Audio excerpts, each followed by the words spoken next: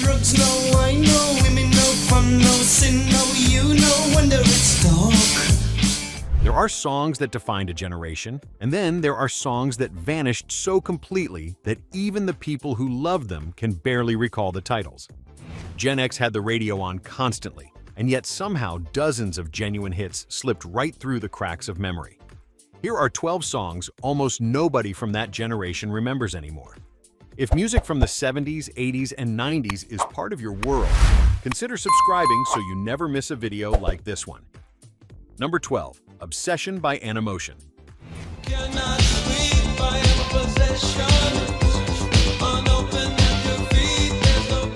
By the time 1985 arrived, MTV had turned the music landscape into something almost unrecognizable, and Animotion was riding that wave harder than almost anyone. Their single Obsession hit the top 10 on the Billboard Hot 100 and received what felt like constant rotation on cable music channels throughout that summer. The song had everything the era demanded: pulsing synthesizers, a call-and-response vocal dynamic between singer Astrid Plain and her bandmate, and a video that leaned deep into the decade's taste for sleek, cold visual drama.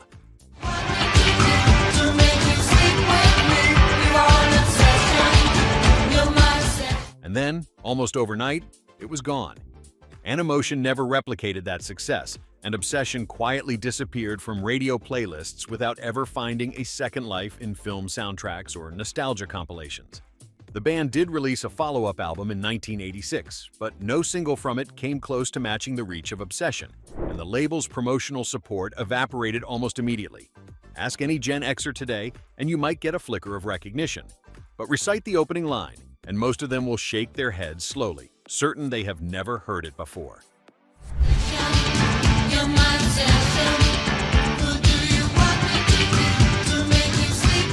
Number 11. Der Kommissar by After the Fire. You know I miss chillin' Joe and all my funky friends, but my street understanding was just enough to know what she really... Austrian artist Falco recorded the original version, but the English-language cover by the British band After the Fire was the one that cracked American radio in 1982, climbing into the top 5 on the Hot 100. The song was hard to categorize. It was not quite new wave, not quite pop, and not quite anything else, which made it fascinating and also made it difficult to slot into any lasting genre memory. I feel 1, 2, 3, it's easy to see, but it's not that I don't care, so, 'cause I hear it all the time, but they never let you know. After the Fire dissolved not long after the single's success, leaving Der Kommissar without a band to keep performing it and without an album strong enough to anchor it in listeners' minds.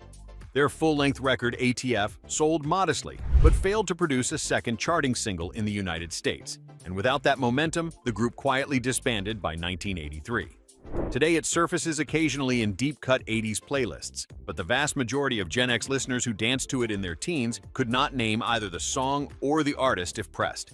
It is the kind of song that exists only in the muscle memory of a generation, not in its conscious recall. Don't turn around. Just have a commissars in town. Number 10. Major Tom, Coming Home by Peter Schilling.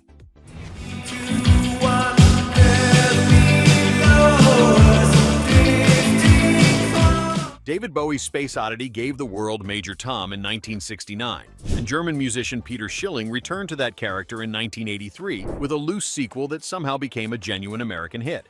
The English version of Major Tom Coming Home reached the top 5 on the Hot 100 and received heavy airplay on album-oriented radio stations throughout the year.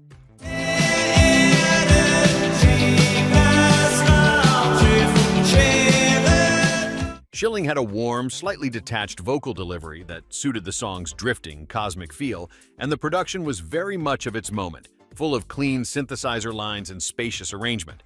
But Schilling was a German artist with no real American touring presence, and when the song's moment passed, it passed completely. His follow-up single, Terra Titanic, received virtually no American airplay, and without a stateside record deal that prioritized promotion, his visibility collapsed almost immediately after that initial peak. Younger listeners today who stumble across it tend to assume it is a David Bowie deep cut rather than a separate artist's original work. Most Gen Xers who remember the melody have completely lost the name.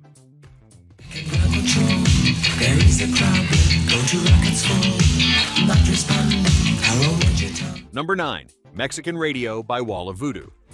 The real boss, music. I buy the product but never use it.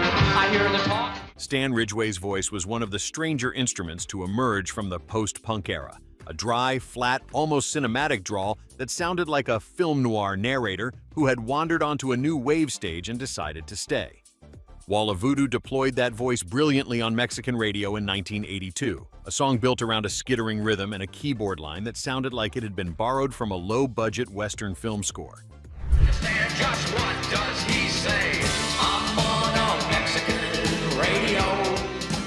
The song received genuine MTV airplay and became a genuine cult hit, reaching the top 40 on the Hot 100. But Voodoo fractured not long after, with Ridgway departing for a solo career that never found mainstream traction. His 1986 debut solo album, The Big Heat, received critical praise but sold poorly, and Voodoo continued briefly under a different lineup before dissolving entirely by the end of the decade.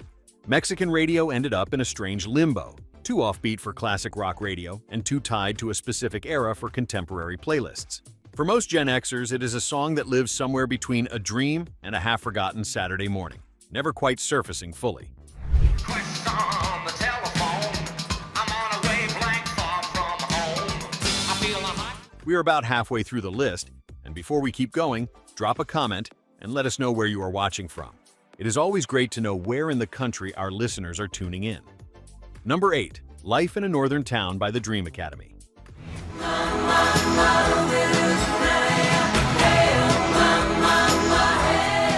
The Dream Academy were a British trio whose debut single arrived in 1985 wrapped in lush acoustic guitars, a children's choir, and a production style that owed an enormous debt to Nick Drake. Life in a Northern Town was melancholy and beautiful and thoroughly unlike most of what surrounded it on American radio that year. In winter 1963, it felt like the world would free. It reached the top 15 on the Hot 100 and received considerable airplay on stations that served the college-aged audience that would later be called alternative listeners. And then, nothing. The band released 2 more albums that barely registered in America. The song itself was briefly revived in the late 90s by a dance act called Dario G, but even that cover has faded.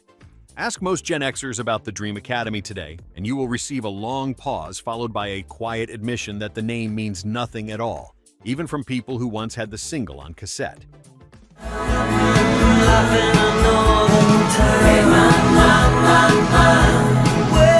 Number 7. Rock Me Amadeus by Falco.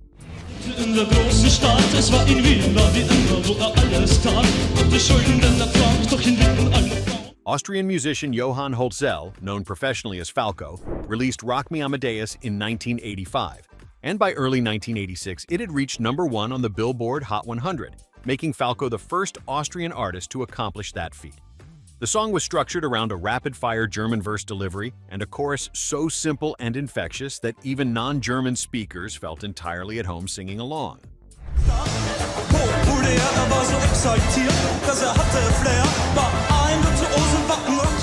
For several months, it was inescapable. Falco appeared on American television, the song dominated dance floors, and the accompanying video became a fixture on MTV. But Falco's subsequent English-language attempts failed to connect with American audiences, and he died in a road accident in the Dominican Republic in February of 1998 at the age of 40. The loss removed any possibility of a comeback or reintroduction, and without a living artist to champion the catalog, the song drifted out of active radio consideration.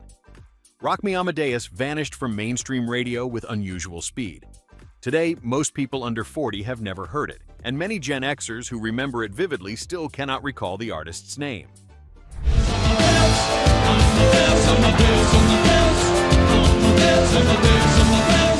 Number 6. Putting on the Ritz by Taco. Wear a day coat, pants with stripes, the cutaway coat, perfect fits. Putting on the Ritz. Taco Akers was a Dutch-Indonesian singer performing under a single name when he released his orchestral synth-pop cover of Irving Berlin's classic in 1983. The arrangement was immaculate, the production enormous, and the black and white music video was one of the most visually stylish things playing on MTV that year. Taco's version climbed into the top 5 and exposed an entirely new generation to a song written decades before any of them were born. Every dime for a wonderful time. If you're blue and you don't know. But Taco had no follow-up. His subsequent singles found no traction in the American market, and his name drifted out of even casual music conversation with remarkable speed. The Irving Berlin original has continued to live on in various contexts, but Taco's specific version, the one that Gen X actually danced to, has become one of the great orphaned hits of the decade.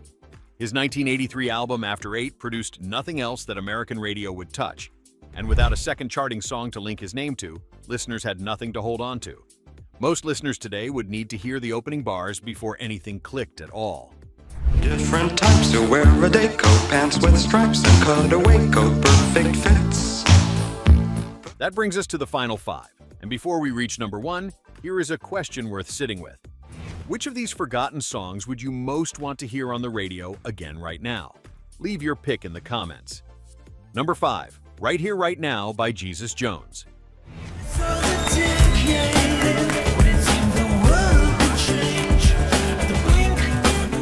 In 1991, British band Jesus Jones released a song that felt urgently, almost breathlessly, of its moment.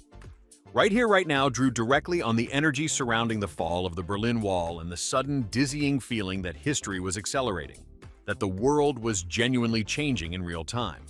It reached the top 2 on the Hot 100 and won considerable praise from critics who saw it as a rare pop song willing to engage with actual events.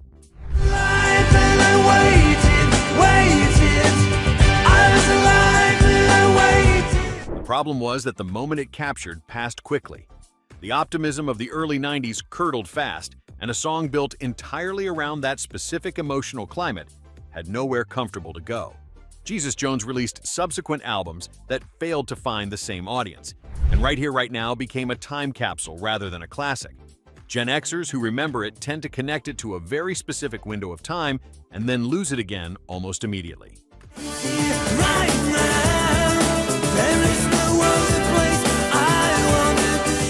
Number 4, She's a Beauty by the Tubes.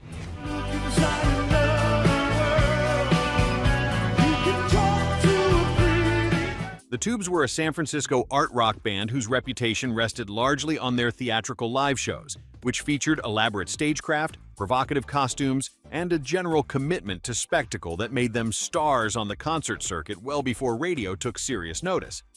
She's a Beauty arrived in 1983 and became easily their biggest commercial moment, reaching the top 10 on the Hot 100.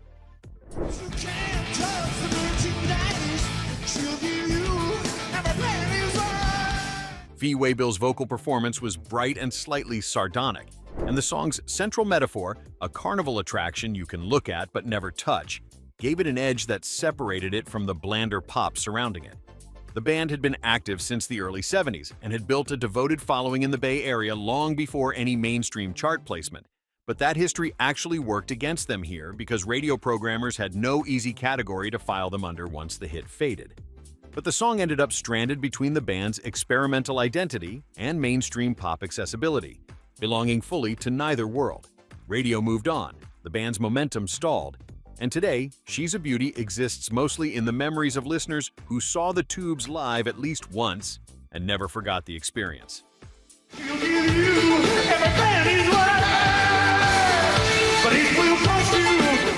Number 3, Turning Japanese by The Vapors.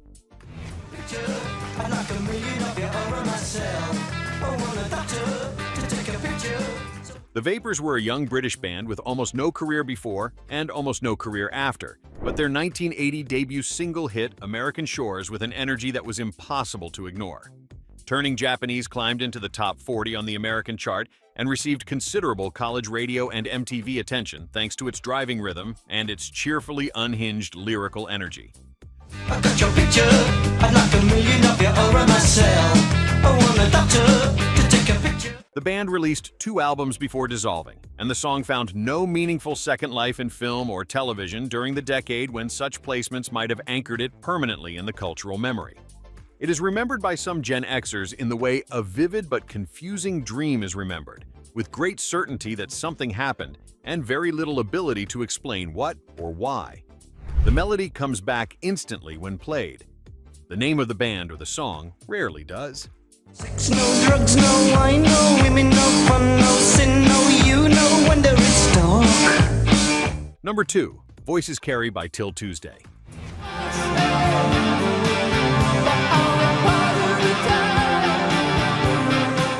Amy Mann would go on to build one of the most critically admired solo careers in American music. But in 1985, she was leading a Boston new wave band named Till Tuesday through their debut single, a song about silencing yourself in a relationship that left you feeling smaller than you deserve to feel. Voices Carry reached the top 10 on the Hot 100 and earned a Grammy nomination for Best New Artist for the group.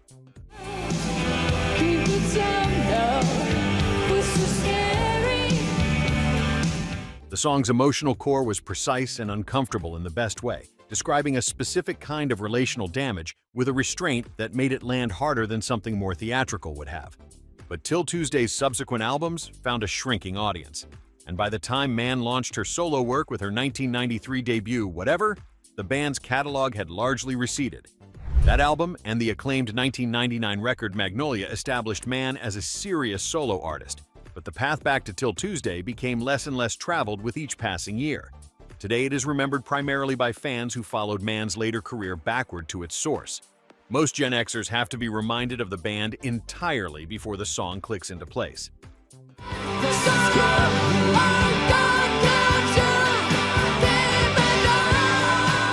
Number 1. Hip to Be Square by Huey Lewis and the News.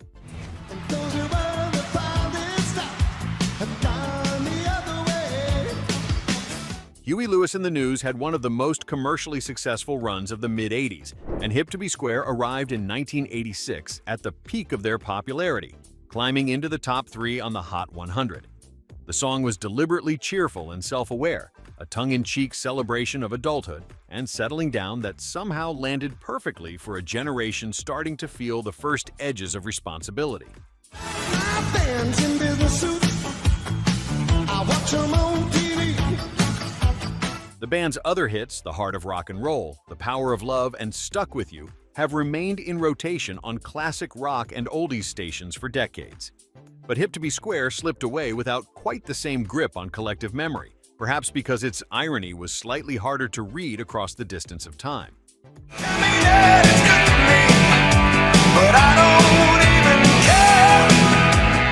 It is a warm song, a genuinely fun song, and a small, well-made piece of a decade that produced thousands of them. Hearing it again feels less like a rediscovery, and more like running into an old friend you had simply stopped thinking about.